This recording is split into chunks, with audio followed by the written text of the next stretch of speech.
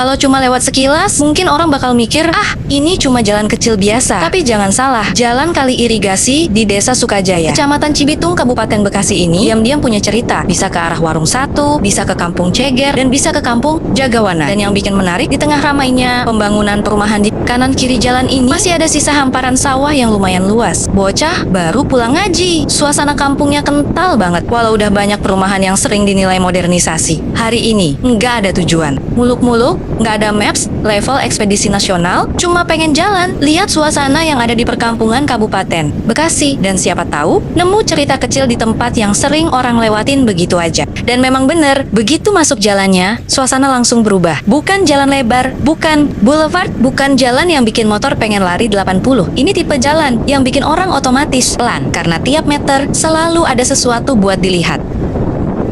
Aktivitas warga terlihat rukun dengan tetangga, saling tolong-menolong, dan yang bikin beda sepanjang jalan ini belum terlihat. Banyak sampah di pinggir jalan. Apa mungkin aparat RT, RW, dan kelurahan atau desanya tegas selalu bertindak dalam kebersihan? Atau mungkin kesadaran tumbuh dari SDM warga di sini, kesadaran akan sampah. Karena biasanya hidup di pinggir tanggul, bisa saja buang sampah seenaknya ke kali, tinggal lempar doang selesai. Padahal efeknya di saat musim hujan.